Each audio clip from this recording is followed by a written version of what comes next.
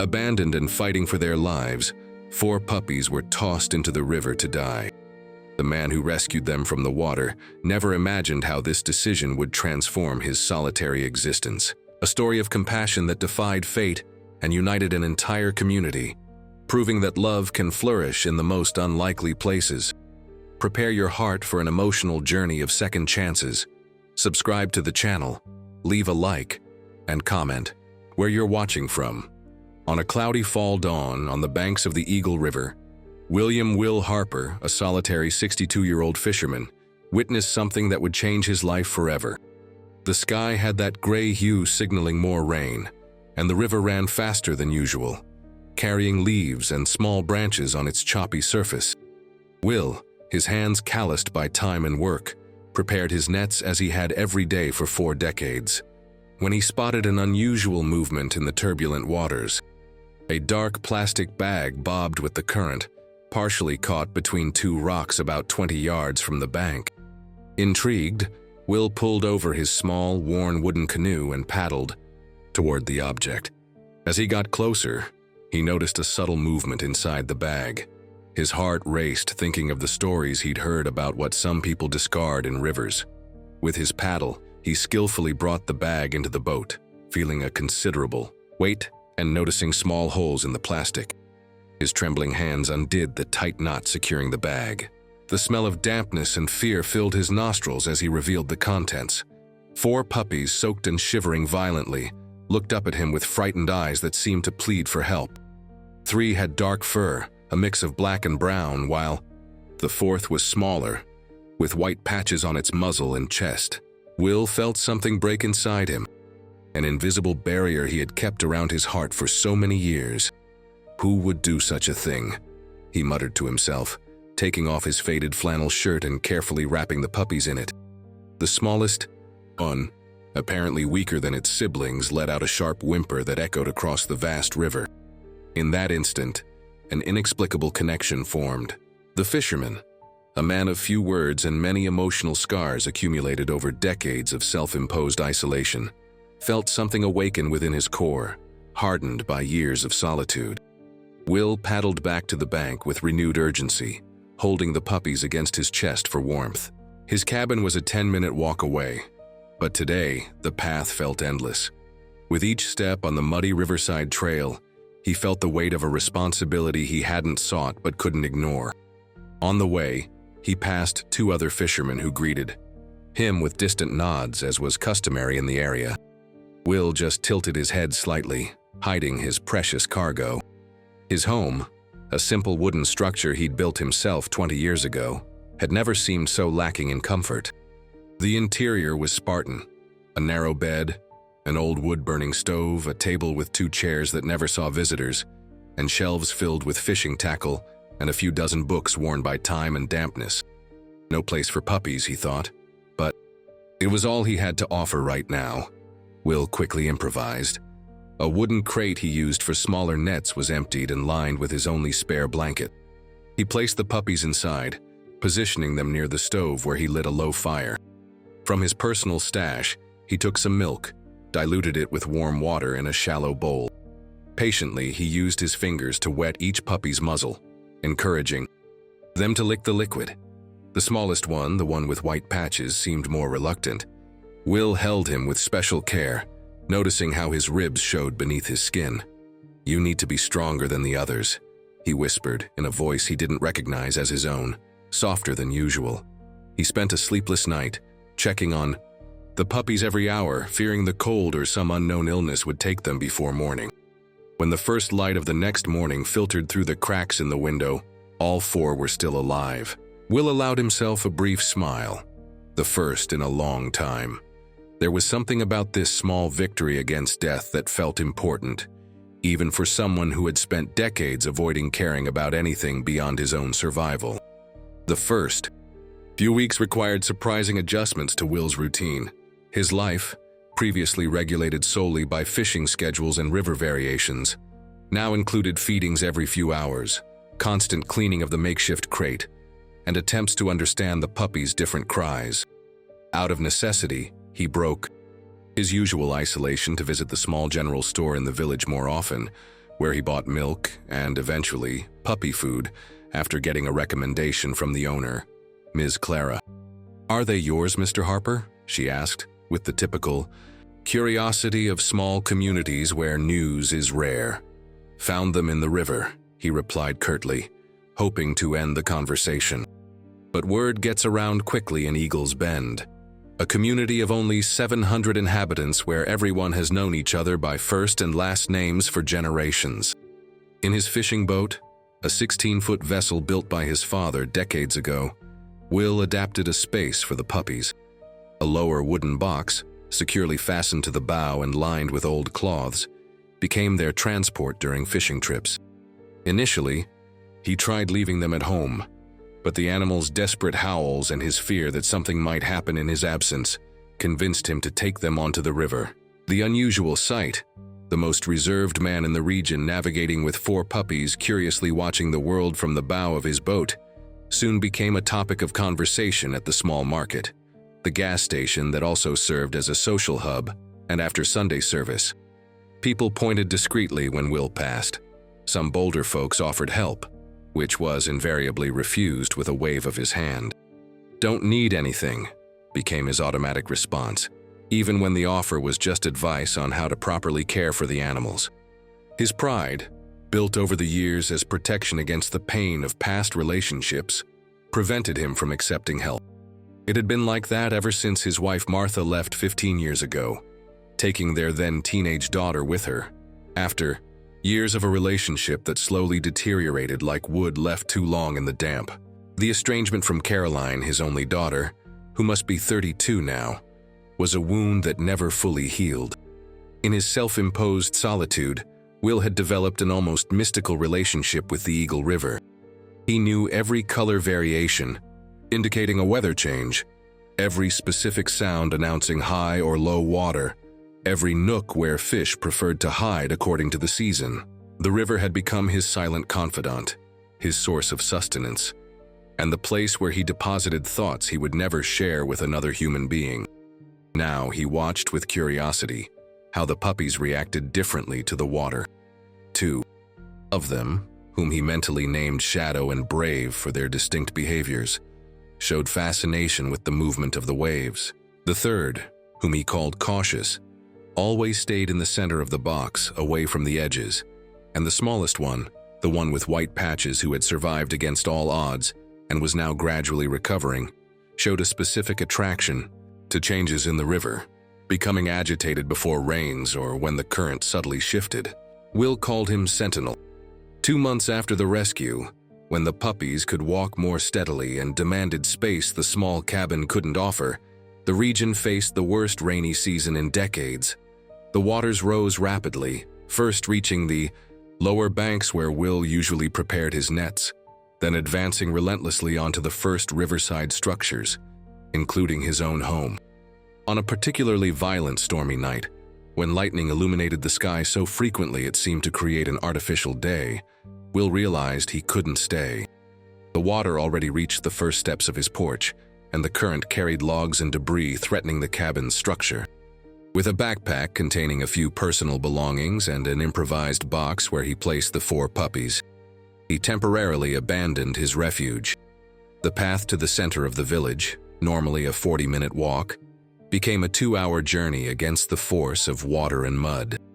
Arriving at the town square, Will found other displaced residents being directed to the church hall and the local school. For a moment, he hesitated. Sleeping in communal spaces meant forced proximity, unavoidable conversations, pitying glances he always detested. "Will, over here." The firm, familiar voice cut through the confusion of the rainy night. It was Helen Miller, the retired teacher who had dedicated 40 years of her life to the region's only school. A 70-year-old woman with completely white hair always tied in a neat bun, known as much for her classroom rigor as for her generosity outside it. "I have a spare room in the back of my house. You and these puppies will be better off there than in the church hall," she stated, leaving no room for refusal. Will opened his mouth to protest, but a deafening thunderclap followed by intensified rain seemed to cut off his words before they even came out. Sentinel whimpered softly inside the box, trembling not just from cold, but in a reaction Will now recognized as sensitivity to the river's changes. Concern for the puppies overrode his desire for isolation, and he nodded almost imperceptibly. Helen Miller's house, a brick building on one of the highest points in the village, was a stark contrast to his cabin. Every wall held bookshelves filled with books organized by theme and author. Pictures of animals, some clearly drawn by children, others more elaborate, decorated the spaces between the shelves. The smell of dried herbs hanging in the kitchen mingled subtly with the aroma of freshly brewed coffee. The room isn't large, but it has its own bathroom and a door to the backyard, she explained, leading him down a hallway. I thought it would be better for the puppies to have direct access outside. The mention of the animals' well-being before his own comfort surprised Will. Entering the room, he noticed a bed made with clean sheets, a small table with a lamp, and in the corner, a larger, more suitable crate than his improvised one, lined with soft fabrics. They told me at the general store you had puppies, Helen explained, noticing his questioning look. I always have this ready. I've been taking in abandoned animals for years. This revelation sparked an involuntary curiosity in Will. Over the next few days, as the rain continued relentlessly outside, he observed how Helen interacted with the puppies. There was a confidence in her movements that revealed experience, but also a tenderness he hadn't expected from someone known for her strict discipline. On the third night, sharing a simple meal on the small covered porch overlooking the now furious river, Helen told him about her life after retirement. She spoke of the void left by the death of her husband Charles, a biology teacher who passed away suddenly after a heart attack 7 years ago. How working with abandoned animals filled not only her days, but something deeper that ordinary words couldn't adequately describe. Everyone has their river, Will, she said, watching the persistent rain. Yours is literal, the one running down there. Mine has become these beings nobody else wants. The philosophical simplicity of the statement struck Will as few conversations had in recent decades. There was a capacity for synthesis in this woman that resonated with his own life experience. In the following days, as the waters slowly began to recede, they developed an unexpected routine. Helen cared for the puppies in the mornings, teaching Will simple techniques for checking their health, while he took charge of repairing minor problems around the house, like clogged gutters and shingles displaced by the storm. During the evenings, sitting on the porch that had become their unofficial meeting point, Helen shared stories of the region that even Will, born and raised there, didn't fully know. She spoke of the traditions of the Native American tribes who inhabited the banks of the Eagle River, long before the first settlers arrived, and how the river was considered a sacred entity, not just a source of food, but a channel of communication with the spiritual world. The old ones believed that abandoning anything in the river, especially living beings, was a grave offense to the protective spirits of the waters, she explained. On a particularly starry night, 2 weeks after, the flood began. According to legend, whoever did so would be visited by severe misfortunes, while those who rescued what was abandoned would receive unexpected blessings. Will listened in silence, thinking of the puppies sleeping peacefully in the room. Especially Sentinel, who had developed the habit of lying at his feet during these nightly conversations, as if understanding every word exchanged. For the first time in many years, he allowed himself to consider the possibility that forces exist beyond what we can see and touch. Invisible connections linking us to people, animals, and places in ways that reason alone cannot fully explain. When the waters finally receded enough for him to return to his cabin, Will was surprised by his reluctance to leave. There was something about the rhythm of days with Helen, the presence of another person who didn't demand more from him than he was willing to offer, that seemed to fill empty spaces he hadn't known existed within himself. The farewell was simple, as they both preferred. Helen gave him a book on basic dog care and a small box with medicine and vitamins for the puppies. Will, awkward with words of gratitude, promised to bring fresh fish whenever he had a good catch. They didn't arrange future meetings, but both knew something had fundamentally changed in the dynamic between them. The third month after the rescue coincided with the traditional river festival, an event celebrating the arrival of the rainy season in a controlled manner. Ironic considering the destruction caused by the recent rains. Boats decorated with colorful ribbons and flowers traveled a designated stretch of the river, while residents tossed petals onto the water as a way of giving thanks for the life the river provided, even in its most impetuous moments. This year, the celebration took on a more solemn tone. Many families had lost belongings or had their homes damaged. The town council set up a stage in the town square for representatives from each riverside community to share their experiences and needs.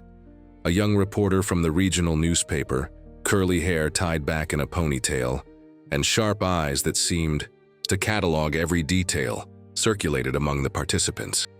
Inevitably, she heard about the solitary fisherman who rescued puppies from the river before the big flood. The story, already amplified by the word-of-mouth typical of small communities, now included almost mystical elements, like Sentinel's supposed ability to predict weather changes and the fact that Will had been spared significant losses in the flood, while neighbors closer to the center suffered greater damage. Will, who rarely participated in community events, was present only because Helen insisted the puppies, now about 3 months old, needed to socialize with other dogs and people. He remained on the fringes of the festivities, watching the colorful movement of the decorated boats from afar, when the reporter approached him. "Mr. Harper, I'm Laura Stevens, from the Valley Reporter.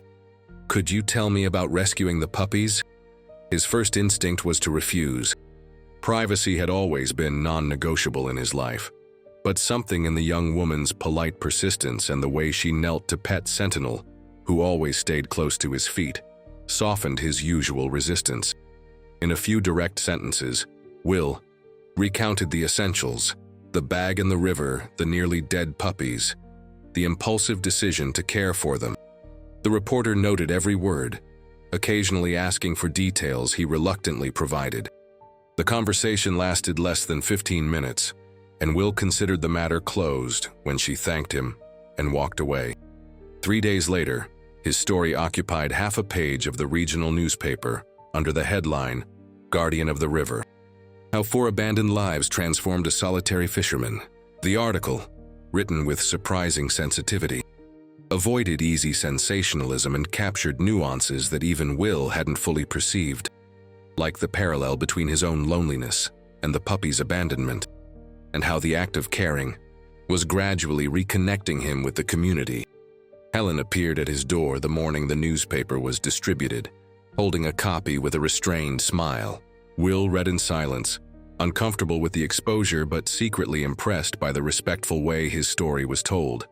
However, he could hardly imagine the consequences those printed words would have. The article was digitized and shared on social media by local residents. Within days, it reached animal protection groups in larger cities. The following week, the first donation arrived, a box of specialized food for growing puppies sent by a non-profit from the capital. Then came blankets, medicine, toys, leashes, and other items that quickly overwhelmed the limited space in his cabin. Will found himself in uncharted territory, navigating social waters he had avoided for decades. Strangers showed up at his door, wanting to meet the famous river puppies. Some brought their own stories of rescues and connections with animals. Others seemed more interested in taking photos for their social media. Helen, noticing his growing discomfort, intervened discreetly, suggesting specific visiting hours and helping organize the donations that kept arriving. At the end of the 4th month, an expensive car parked near the cabin. Out stepped Derek, Sterling, a digital influencer with millions of followers, known for luxury lifestyle content, and recently for adopting environmental and animal protection causes as part of his personal brand. Dressed impeccably in clothes that seemed unsuitable for the dusty riverside path, he introduced himself with rehearsed confidence. "I came all the way from the city, especially to meet the puppies and, of course, the hero who saved them," he announced while his assistant set up professional filming equipment. Will watched the activity with suspicion. The puppies, now used to visitors, curiously approached the stranger, except for Sentinel, who remained close to the fisherman, as always. "I especially love this little guy," Derek said, pointing to Brave, the most outgoing of the four. How? Much do you want for him? $10,000, $15,000? He'd be perfect for my series on rescued animals. Imagine the sponsorships we could get with this story. The offer was made with the casualness of someone used to getting what they want with money. For Will, who was struggling financially after reducing his fishing hours to care for the animals, the amount mentioned represented more than he would earn in months of hard work. For a moment, he considered the possibilities: repairing the roof that leaked during heavy rain, replacing the boat engine showing irreversible signs of wear, perhaps even buying a small freezer to better preserve his catch. Sentinel, as if sensing his thoughts, pressed against his leg. Will bent down and ran his hand through the soft fur that no longer showed signs of the fragile puppy he had rescued. In the dog's eyes, he found something lacking in the calculating gaze of the man before him. A genuine connection, built day by day, meal by meal, storm after storm. "They're not for sale," he finally replied, with a firmness that surprised even himself. "None of them." Derek seemed momentarily taken aback, as if unaccustomed to refusal. He increased the offer to $20,000, then $30,000, arguing about the life of luxury he could provide the animal, with the best vets, premium food, and exposure that would help similar causes. Will remained adamant. With each increased offer, he felt clearer about the priceless value of what he had built with the four dogs, an unlikely family that filled empty spaces no amount of money could occupy. When the influencer finally left, visibly annoyed, Will felt a mixture of relief and pride he hadn't experienced in years. The next morning, Helen arrived with an unexpected proposal. An abandoned piece of land adjacent to Will's property, previously belonging to a bankrupt old sawmill, was available for well below market value due to flood damage. She suggested transforming it into a small shelter for rescued animals, using part of the donations received, and relying on community volunteer work. "You have a natural gift for this, Will," she said, as they watched the four dogs playing by the riverbank. "And we need a proper place to house other abandoned animals in the area." The plural "we" didn't go unnoticed. There was an implicit invitation to a partnership that went beyond animal care. Will pondered the proposal for days, weighing the radical change it would represent in his life. After so long cultivating emotional distance from everything and everyone, committing to a project like this meant taking responsibility not just for animals, but for people and community expectations.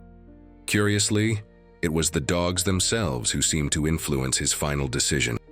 Watching how they interacted, Shadow with his constant vigilance, Brave always testing limits, Cautious maintaining harmony in the group, and Sentinel with his special sensitivity, Will recognized lessons about cooperation and interdependence he had ignored for too long.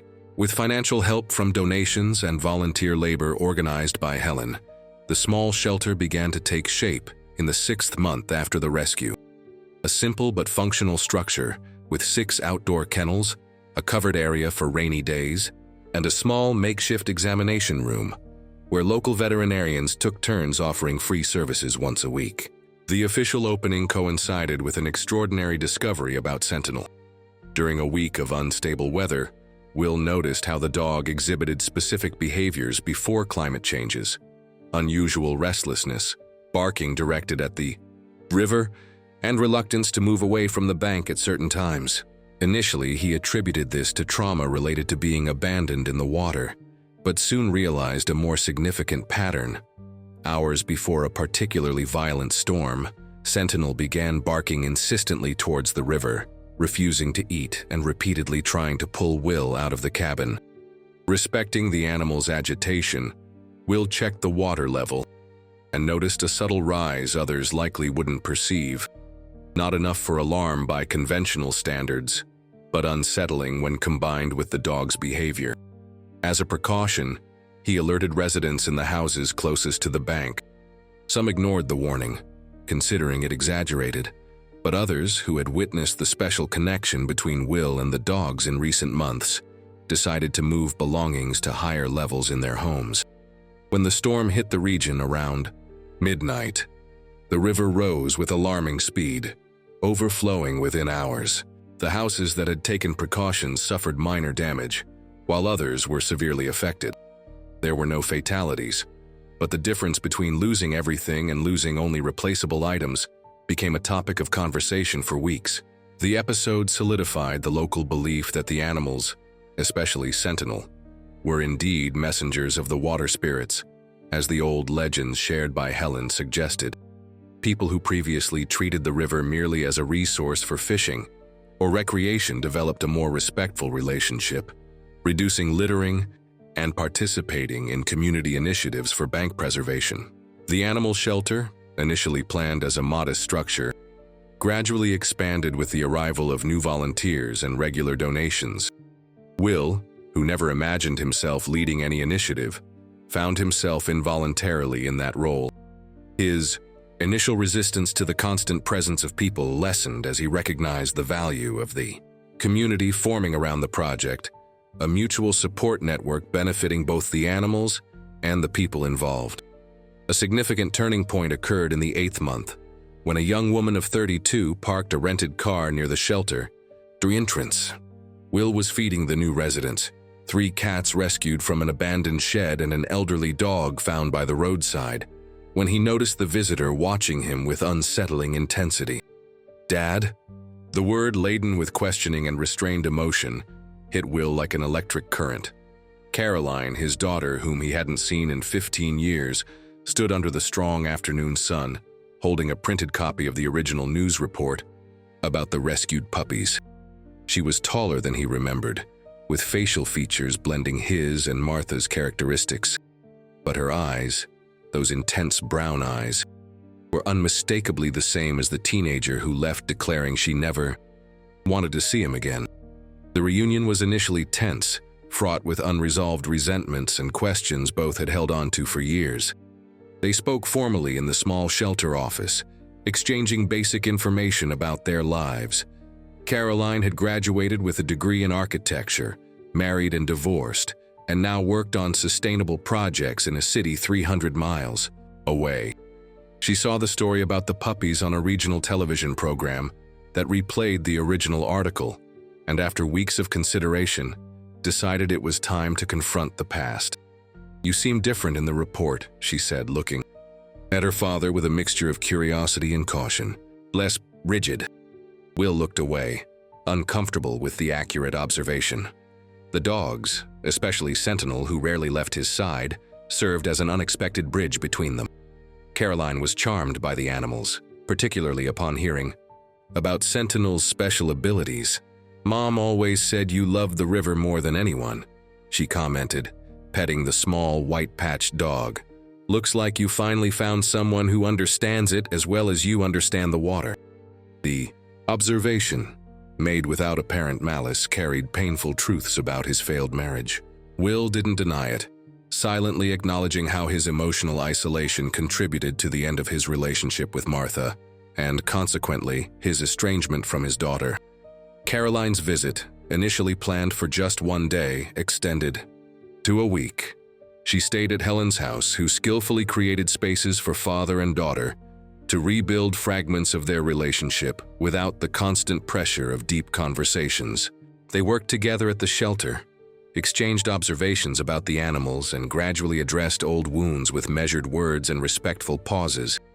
On one particularly significant evening, sitting on the porch of Will's cabin as they rarely did when Caroline was a child, she finally asked what happened between him and her mother. Why he had withdrawn so completely after the separation, refusing to attend even important events like her high school and college graduations.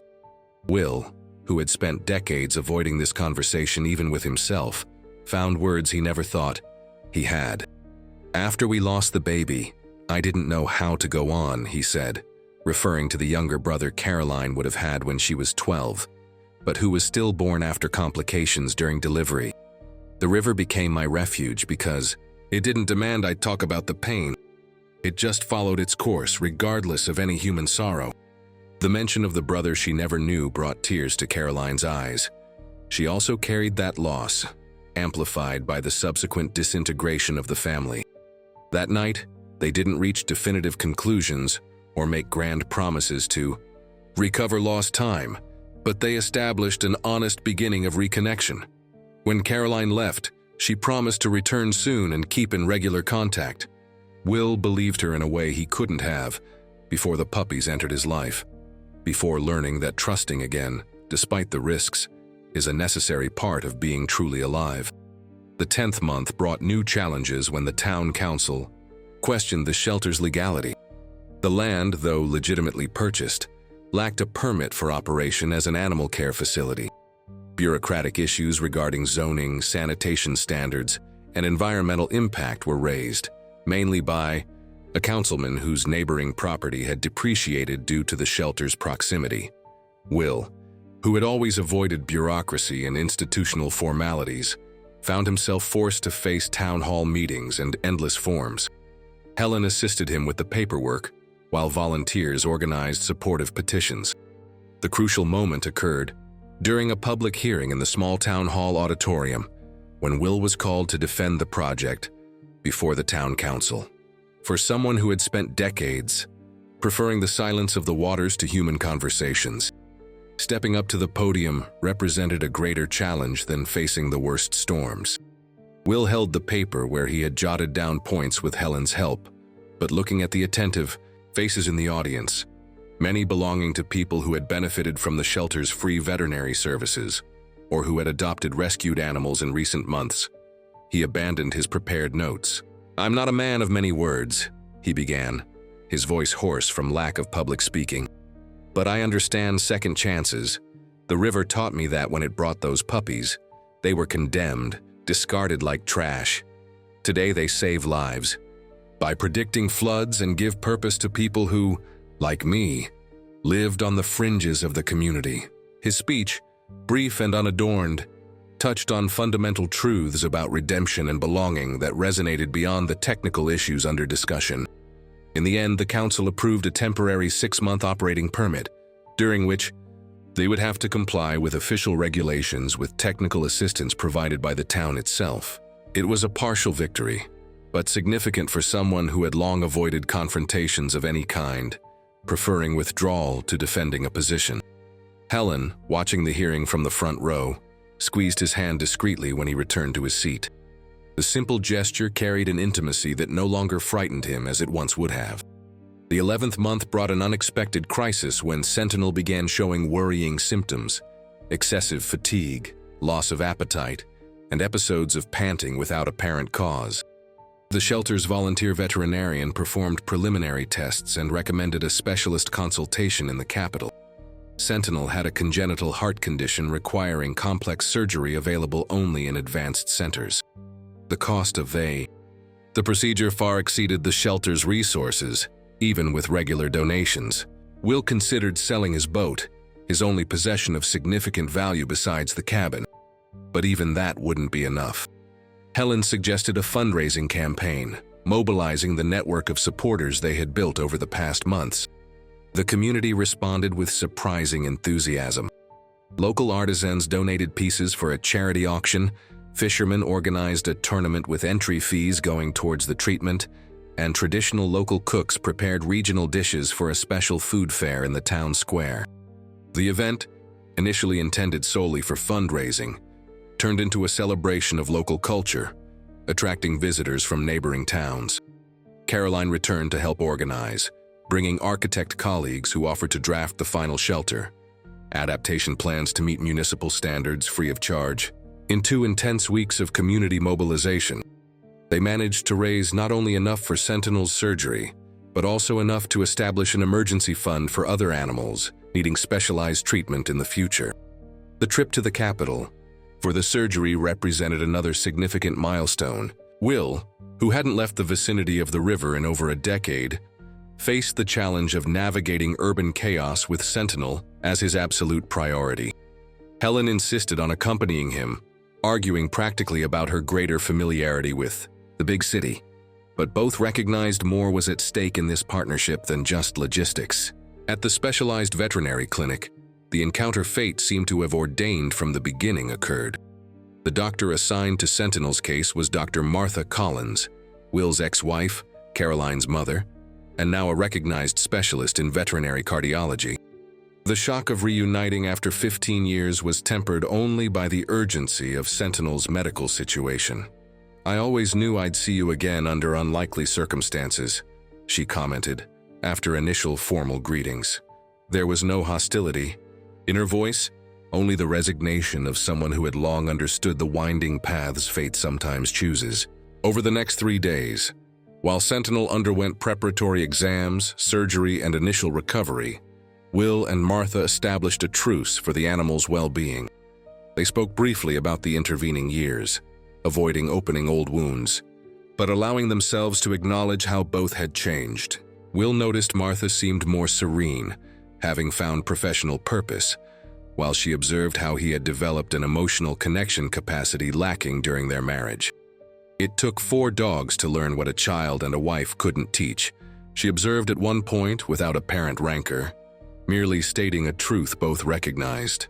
"Some learn slower than others," he replied with humility rarely shown in the past.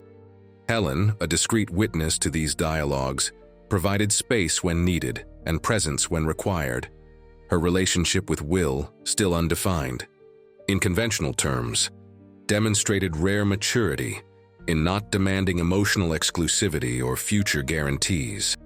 When Sentinel was discharged, with a favorable prognosis after the successful intervention, the farewell from Martha was brief, but significant. She gave Will detailed instructions on post-operative care and offered availability for future consultations. "Saving him was the right thing to do," she said, referring to the dog but leaving room for other interpretations. "Some beings have purposes greater than just existing." The return to Eagle's Bend coincided with alarming news. The largest flood in 50 years devastated riverside communities throughout the region. Although the center of Eagle's Bend was relatively protected by its natural elevation, the areas closest to the banks, including Will's cabin and the newly structured shelter, suffered severe damage. Will faced, for the second time in a year, the loss of his home. This time, however, the material pain was eased by the presence of a support network that hadn't existed before. Helen offered permanent lodging until he could rebuild. Volunteers saved most of the sheltered animals, and the town council, recognizing the importance of the shelter's service, offered land in a safer area for reconstruction. Caroline, who rushed back after hearing news of the flood, brought not only solidarity but a significant decision. "I've decided to stay, Dad," she announced, while helping catalog donations arriving for reconstruction. "I accepted an offer to coordinate a sustainable housing project for families affected by the floods, and the shelter can be the pilot project." The decision represented the closing of one chapter and the opening of another. Will, who had so feared abandonment that he preferred to abandon first, found himself surrounded by people choosing to stay, even amid adversity. There was a certain cosmic irony in the fact that a new flood, symbolically similar to the one that brought the puppies, now brought complete renewal to his life. Upon completing 1 year since the rescue, the community organized a special celebration during the renewed River Festival. The 4 dogs, now adult and healthy, including Sentinel, sporting a discreet scar on his chest as the only trace of his surgery, were honored as symbols of resilience. Will, once a solitary figure known only from afar by other residents, became a respected guardian not only of animals, but of the riverside traditions that were being forgotten. The new shelter, designed by Caroline and built with sustainable techniques respecting the river's natural cycle, included a rainwater harvesting system, an elevated structure to withstand future floods, and an educational space where local children learned about environmental preservation and responsible animal care. Helen coordinated educational activities, integrating traditional knowledge with contemporary understanding of the local ecosystem. Will maintained his fishing routine, but now accompanied not only by the original 4 dogs, but occasionally by shelter visitors or children curious about traditional riverside techniques. Sentinel continued to demonstrate his special ability to detect weather changes, becoming an important part of the new community flood warning system. In a symbolic gesture marking the rescue anniversary, Will navigated to the exact spot where he found the bag with the puppies. Accompanied only by the 4 dogs, he placed a small arrangement of native flowers on the water, not as a farewell, but as thanks to the river that, by bringing the puppies, had returned his capacity to love and build true connections. "The river always takes, but it also brings," he murmured, watching the flowers carried away by the gentle current. Sentinel, sitting beside him on the boat's bow, let out a small whine that seemed like a response. Their story inspired a new town ordinance for animal protection and river preservation, informally nicknamed the Sentinel Ordinance, ensuring that other lives, both human and animal, could continue finding redemption in the waters flowing through the small town that learned the importance of second chances. On the night of the celebration, as fireworks lit up the starry sky and folk, music filled the town square with dancing, Will observed the gathered community with a new perspective. Helen, Caroline, the shelter volunteers, fishermen who were once just distant acquaintances, families who adopted rescued animals, all interconnected by invisible threads of shared purpose that began with 4 small lives trembling inside a plastic bag.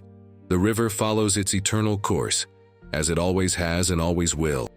But now, instead of merely being a backdrop for isolated human stories, it had once again become what it was to the ancient inhabitants: a living entity, witness to transformations, conductor of unlikely destinies intertwining like tributaries, forming a stronger current. And Will, once a solitary island in its waters, finally allowed himself to be part of that greater flow, carrying with him not only the scars of past storms, but also the renewed certainty that shipwreck doesn't always mean the end. Sometimes it's just an unexpected beginning.